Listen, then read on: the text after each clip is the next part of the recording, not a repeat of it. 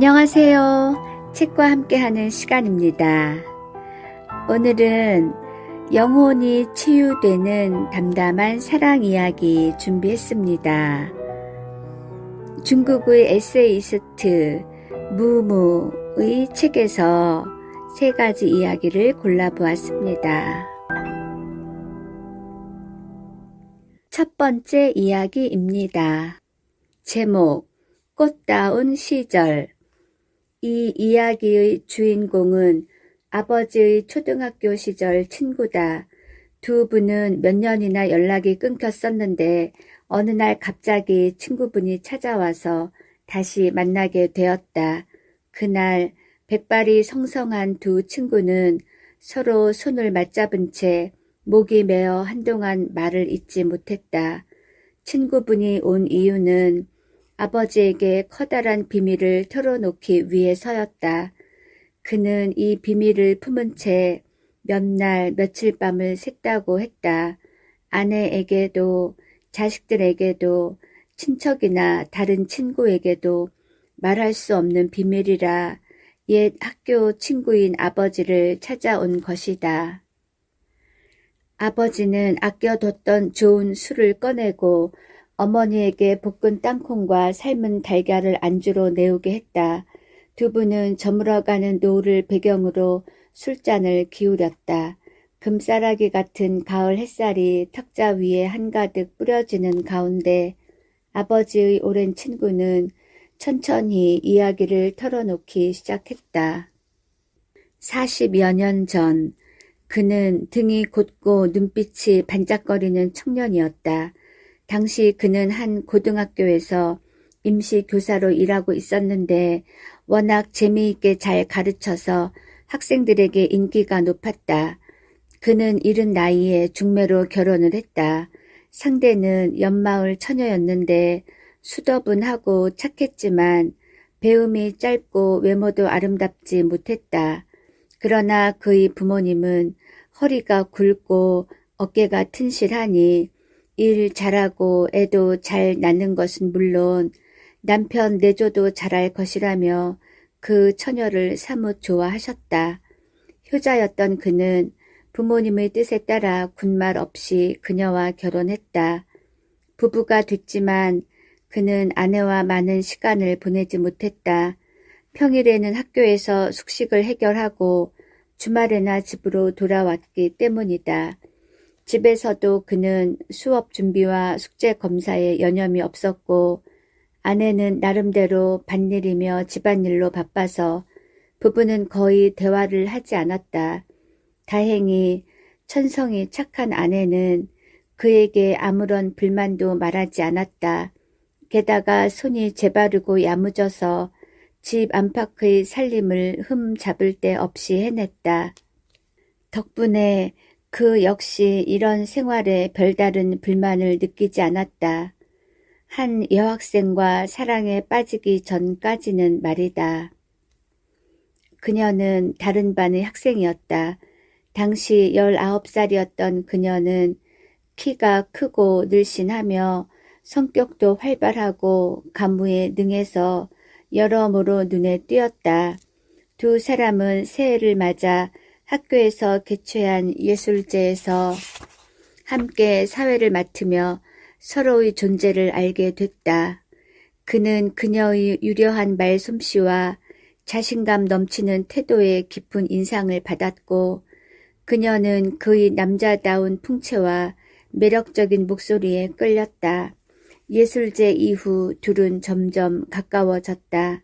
대체 무슨 감정인지는 알 수 없지만 그는 그녀를 볼 때마다 어두운 밤하늘 한가운데 훤하게 뜬 달을 본 것 같이 가슴이 환해졌다. 그녀는 그보다 더했다. 그를 만나면 갑자기 세상이 온통 찬란하게 빛나기 시작했기 때문이다. 그녀는 그를 위해 목도리와 장갑을 뜨고 맛있는 요리를 만들어 그에게 남몰래 가져다 주었다. 수업이 끝나면 두 사람은 문학에 대해 이야기하거나 함께 피아노를 치며 노래를 불렀다. 그야말로 꽃다운 시절이었다. 그들 주변을 둘러싼 공기마저도 달콤한 꽃 향기를 품은 듯 했다. 그들은 서로 사랑했다. 그래서 여학생이 졸업할 시기가 되자 그는 수없는 고민 끝에 고향으로 돌아가 아내에게 이혼을 요구했다. 아내는 고개를 숙이고 풀을 베며 묵묵히 그의 말을 듣기만 할 뿐 아무 말도 하지 않았다. 그러나 그가 학교로 돌아간 뒤 목을 매 자살하고 말았다. 곧 엄청난 충격과 풍파가 그들을 덮쳤다. 소식을 들은 여학생은 모래 알갱이가 백사장 위에 떨어진 것처럼 호련히 종적을 감춰버렸고 그는 조강지처를 버린 몹쓸 놈이라는 멍에를 지고 질타를 받았다. 그는 물론이고 여학생의 삶도 풍비박산이 나고 만 것이다. 이후로 그는 10년간 독신으로 지내다가 겨우 지금의 아내를 만나 다시 가정을 꾸렸다. 타지 출신인 아내는 과거를 알고도 변함없이 그를 사랑하고 아껴주었다. 이로 인해 아내는 그에게 평생 고맙고 감사해야 할 사람이 되었다. 그는 곧 아들을 얻었고 2년 후에 또 딸을 얻었다. 비록 생활이 넉넉하지는 않았지만 그는 열심히 성실하게 살았다. 그렇게 살다 보니 젊은 시절의 가슴 아픈 사랑도 점차 안개에 휩싸인 듯 흐려졌다. 어쩌다 가끔 생각이 나도 남의 일처럼 느껴졌고 그 여학생의 얼굴도 더 이상 기억나지 않았다. 그는 그녀와 재회하게 될 것이라고는 꿈에도 생각하지 못했다. 그래서 혼자 장을 보러 나갔다가 웬 청년을 대동한 귀부인이 자신을 불러 세웠을 때 그녀가 누구인지 조금도 짐작하지 못했다. 젊은 시절의 고운 모습이 아직 남아있는 그녀는 떨리는 목소리로 그에게 자신을 알아보겠느냐고 물었다. 그가 당황해서 고개를 젓자 그녀는 눈물을 흘리며 겨우겨우 한마디를 내뱉었다. 그때의 그 여학생은 기억하시나요? 어디선가 툭 하고 끊어지는 소리가 들렸다. 그와 동시에 잊고 있었던 과거가 한꺼번에 쏟아져 나와 그를 덮쳤다. 그와 헤어졌을 당시 그녀는 이미 뱃속에 그의 아기를 품고 있었다. 하지만 그 사실을 알리지 않고 혼자 타향에 가서 아들을 낳았다. 비록 스스로 떠나긴 했지만 아직도 그를 잊지 못했던 그녀는 평생을 결혼하지 않고 혼자 온갖 고생을 하며 아들을 키웠다. 다행히 아들은 바르게 자라서 박사 학위까지 취득했으며 지금은 미국에서 자기 회사를 차려 성공적으로 경영하고 있었다. 아들이 자리를 잡은 후 그녀는 아들에게 모든 것을 털어놨다. 그리고 수소문 끝에 그를 찾아 만나러 온 것이다. 평생 자신이 바란 것은 늙어서라도 좋으니 당신과 함께 하는 것이었다고 그녀가 말했다. 부부라는 명분은 없어도 좋으니 방 한 칸에서 같이 지내며 매일 볼 수만 있다면 더 이상 소원이 없겠다는 말도 했다. 아니면 미국으로 건너가 아들과 함께 지내는 것은 어떠냐고도 물었다. 그녀의 말을 듣는 동안 그의 마음은 산산이 무너져 내렸다. 한참 뒤에야 가까스로 입을 뗀 그는 자신에게 이미 아내와 가족이 있음을 밝혔다. 또 그들을 버릴 수는 없다고 말했다. 그녀는 한동안 서럽게 울다가 조용히 떠나갔다. 얼마 후 미국으로 돌아간 아들에게서 전화가 왔다. 그녀가 세상을 떴다고 했다.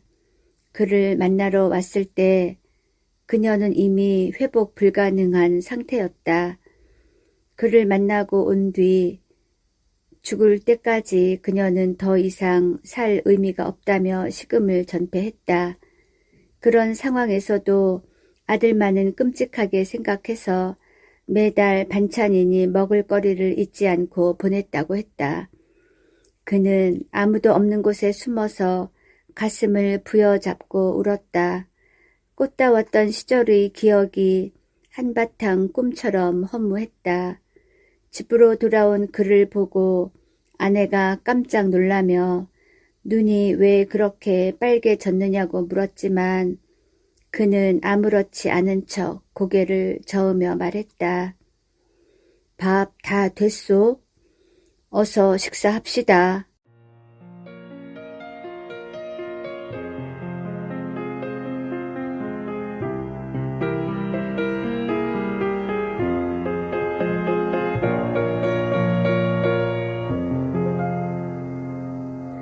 두 번째 이야기입니다. 제목, 그 여자의 입맛, 그 남자의 입맛. 바쁜 걸음으로 육교를 지나던 그녀는 맞은편에서 걸어오는 남녀를 보고 그만 멈춰 서고 말았다. 낯익은 얼굴이 보였기 때문이다. 5년 만이었다. 헤어진 뒤 다시는 보지 못하리라고 생각했는데 출장을 온 곳에서 이렇게 마주치다니 운명의 장난 같은 만남에 그녀의 가슴이 방망이질 치기 시작했다. 그녀가 머뭇거리는 사이 그들은 점점 더 가까워졌다. 한순간 도망갈까 싶었지만 땅에 다리가 박힌 듯 도무지 발이 떨어지지 않았다. 결국 그와 눈이 마주쳤다. 그 역시 멈춰 서더니 놀란 표정으로 그녀를 바라보았다. 혹시 아는 분이야? 누구? 그의 곁에 있던 여자가 눈치를 채고 먼저 말을 꺼냈다. 그가 반가움과 난처함이 뒤섞인 얼굴로 웃는 사이 그녀가 재빠르게 대답했다. 안녕하세요. 전 장쯔의 대학 동기예요. 그녀는 억지로 미소를 지었다.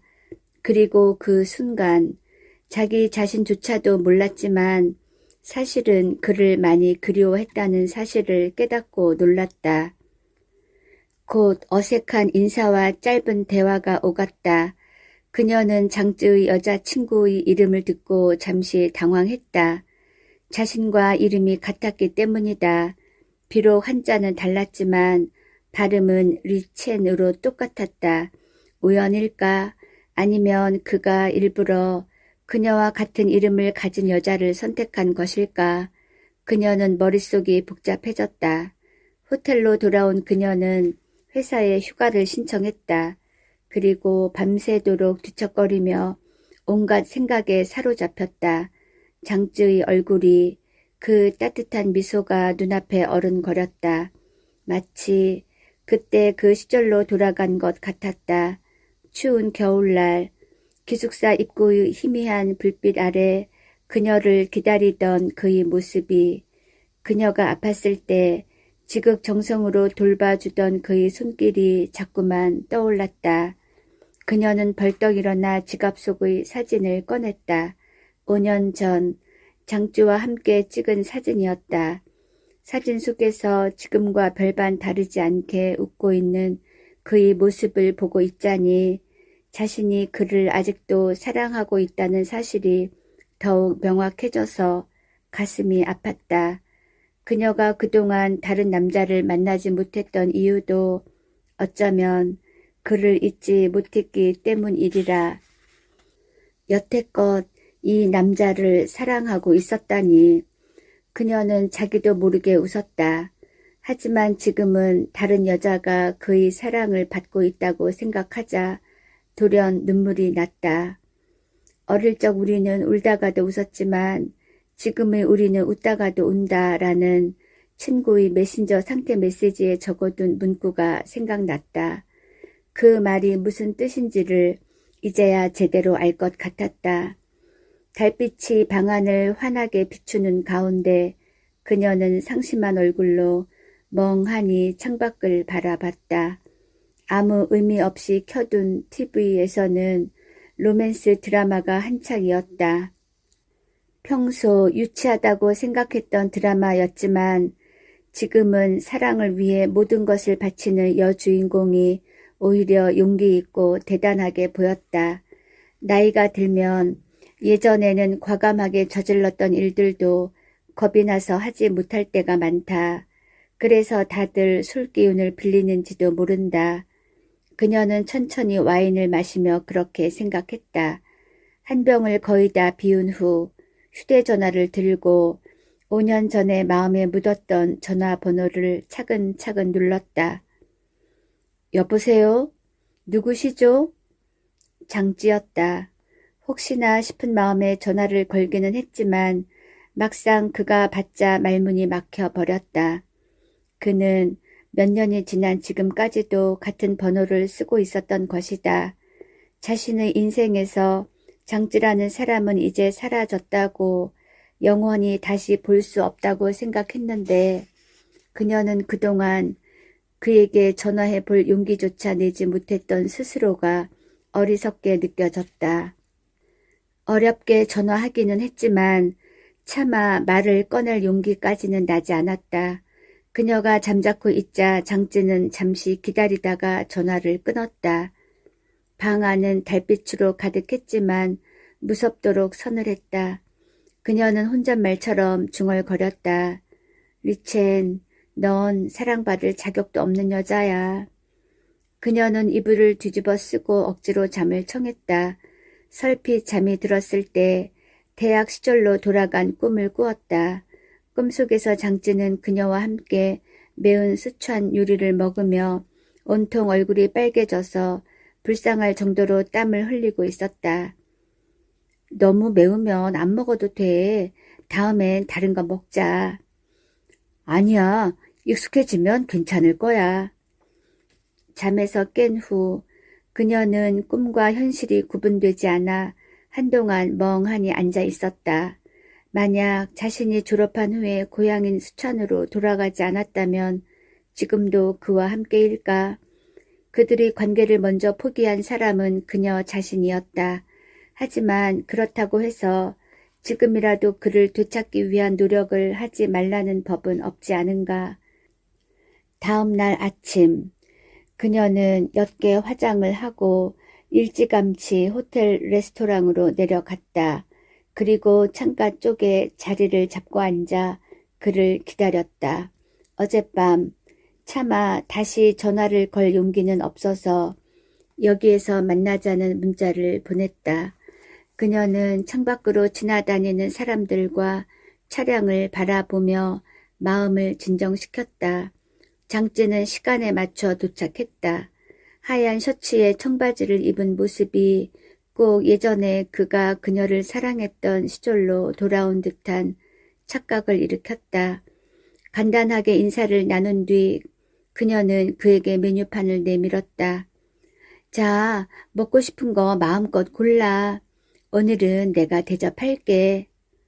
그는 웃으며 소 내장 고추기름 무침, 소고기 야채 매운 볶음, 매운 생선탕 등을 주문했다. 그리고 주머니에서 딸기맛 밀크티를 꺼내어 그녀에게 내밀었다. 아직도 좋아하나 모르겠네. 예전에 네가 이걸 좋아했던 기억이 나서 사왔어. 겨우 가라앉혀 놓은 마음이 다시금 두근거렸다. 밀크티도 그렇고 음식도 그렇고 모두 그녀가 좋아하는 것들이었기 때문이다. 그는 변한 것이 하나도 없었다. 여전히 자기 자신보다는 그녀를 챙겼다. 음식이 나오자 그는 자상하게 그녀에게 음식을 덜어주었다. 그때 그녀는 그의 손가락에 끼워진 반지를 보았다. 크지도 유별나게 반짝이지도 않았지만 그녀의 시선을 사로잡기에는 충분했다. 결혼 언제 결정한 거야? 그녀는 무거운 마음을 감추고 애써 태연하게 물었다. 지난달에. 그는 싱긋 웃어 보이며 말을 이었다. 글쎄 그 바보 같은 여자가 말이야. 너랑 똑같이 스촨 요리에 죽고 못 살면서도 나랑 만나면 항상 광동 요리를 먹으러 가자고 했더라고. 나중에 그 사실을 알고 나서 곧바로 청혼했어. 그의 얼굴이 행복으로 반짝반짝 빛났다. 마치 그 행복감을 그녀와 나누고 싶어 안달한 사람 같았다. 그녀는 가슴이 저미듯이 아팠다. 예전에 자신에게 그토록 잘해줬던 그의 모습이 떠올라 금방이라도 눈물이 날 것 같았다. 그녀는 고개를 숙이고 몰래 눈가를 훔쳤다. 너는? 그녀의 마음도 모른 채 그가 물었다. 너처럼 멋진 여자를 남자들이 가만뒀을 리 없는데 좋은 사람 만났지? 그녀는 고개를 끄덕였다. 그것 외에 무엇라고 말해야 할지 알 수 없었다. 스촨 요리 좋아하는 남자로?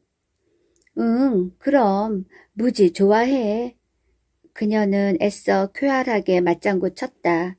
그러면서 속으로는 정말로 그런 남자를 만났다면 내가 아직까지 당신을 잊지 못하지는 않았을 것이라고 대답했다.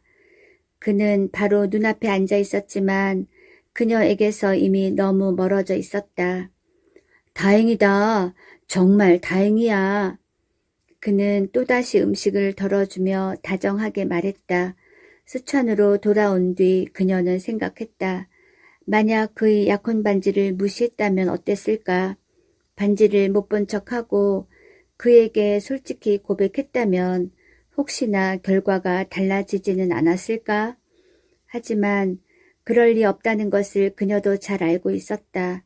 자신은 장지에게 맞춰줄 수 없는 여자이기 때문이다.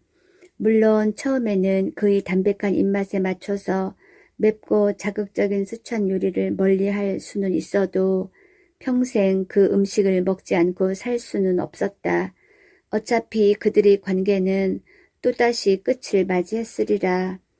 그녀는 그를 사랑했다. 진심으로 사랑했다. 하지만 그가 마땅히 받아야 할 것은 그녀의 사랑이 아니었다. 그녀는 5년 만에 그를 마음속에서 떠나보내며 마지막 눈물을 흘렸다.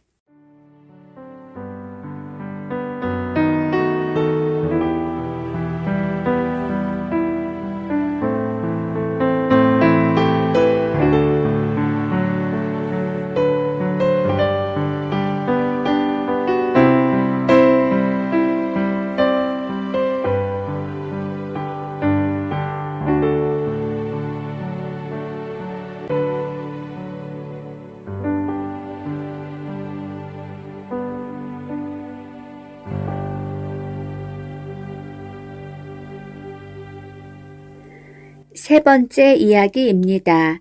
제목, 식사합시다.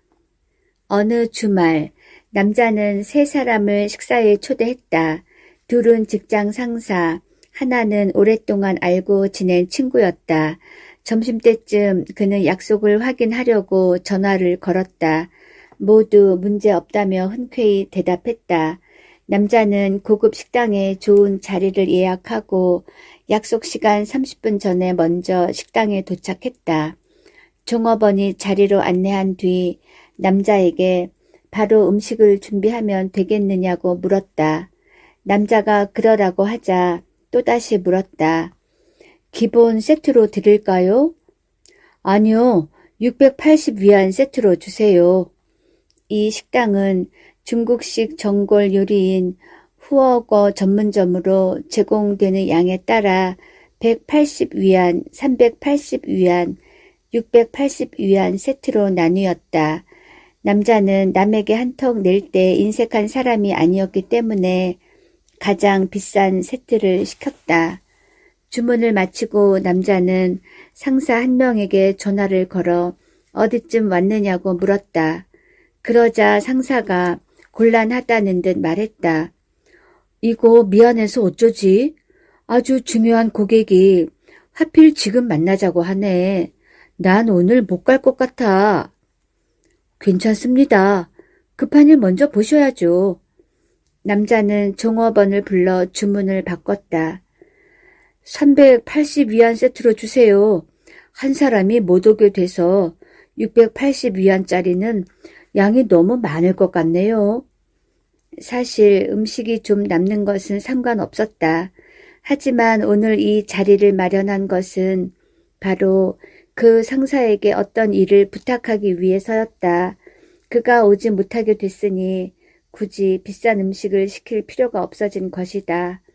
게다가 380위안도 세 사람이 한 끼 식사에 쓰는 돈 치고는 결코 적은 돈이 아니었다. 그런데 잠시 후 또 다른 상사에게 전화가 왔다. 정말 미안하네. 집에 갑자기 일이 생겨서 도저히 나갈 수가 없네. 이렇게 하세. 내일이나 다음 주에 내가 한턱 쏘지. 전화를 끊은 후 남자는 다시 종업원을 불러 난처한 표정으로 말했다. 지금 180위안 세트로 바꾸는 건 어렵겠지요? 종업원은 잘 훈련된 영업용 미소를 지으며 말했다. 아니요, 가능합니다. 드디어 음식이 하나 둘씩 상 위에 차려지기 시작했다. 바로 그때 친구에게서 전화가 걸려왔고 남자는 그만 낙담하고 말았다. 친구가 갑자기 몸이 안 좋아져서 지금 병원에 가 주사를 맞고 집에서 쉬어야겠다고 했기 때문이다. 친구까지 못 오게 됐지만 이제 와서 음식을 물을 수도 없었다. 그렇다고 혼자서 이 많은 음식을 다 먹을 수도 없는 노릇이었다. 포장해서 싸 가자니 그가 혼자 사는 자취집에는 음식을 데워 먹을 냄비 하나 없었다. 한참을 고민하고 있는데 또다시 전화벨이 울렸다. 남자의 아버지였다. 오늘은 집에 오느냐? 바쁘지 않다면 좀 오너라. 네가 집에 안 온 지도 벌써 한 달이 다 되어가는구나. 지금 어디냐? 식당이에요. 아버지랑 어머니는 식사하셨어요?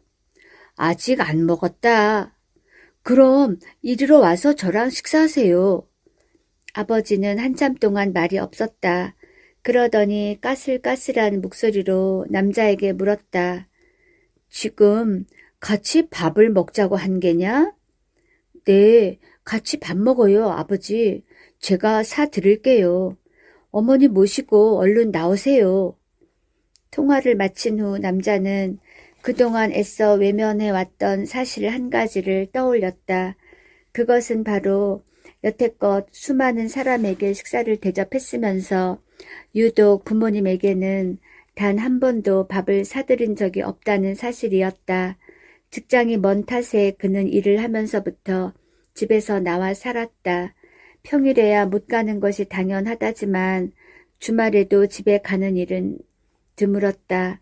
매주 주말이면 아버지가 전화를 하셨지만 그때마다 그는 바쁘다고 대답했다.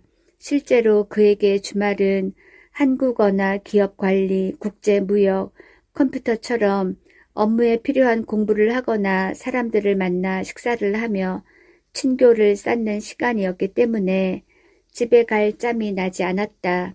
아니, 그렇다고 생각했다. 부모님은 금방 식당에 도착했다. 시간을 보아하니 택시를 타고 오신 것이 분명했다. 부모님의 얼굴에는 아들이 갑자기 식사를 청한 것에 대한 의아함 대신 아이 같은 천진한 기쁨만이 가득했다. 그리고 줄곧 식당이 고급스럽고 음식이 맛있다는 말씀만 하셨다. 세 식구가 처음으로 함께하는 외식이었다. 하지만 그들이 먹는 것은 그 식당에서 가장 싼 메뉴였다. 남자는 술 한 병을 시켜서 아버지와 어머니에게 따라 드리고 자신도 한 잔 따랐다. 술을 넘기는 순간 갑자기 울고 싶어졌다. 그날 남자는 부모님과 함께 집으로 돌아가 하룻밤을 묵었다. 월요일 아침에 출근을 하니 부모님과 같은 동네에 사는 동료가 그에게 말했다. 어제 자네 부모님이 온 동네를 다니시며 아들이 고급 식당에서 비싼 요리를 사주고 술도 따라줬다고 엄청 자랑을 하시더라. 자네 이제 보니 정말 효자야. 남자는 웃으며 얘기를 듣다가 볼 일이 급한 척 얼른 화장실로 향했다. 그의 눈에서는 주체할 수 없는 눈물이 흘러내렸다. 너와 부딪힌 순간 행복이 시작되었다 에서 3가지 이야기를 골라서 소개해 드렸습니다. 감사합니다.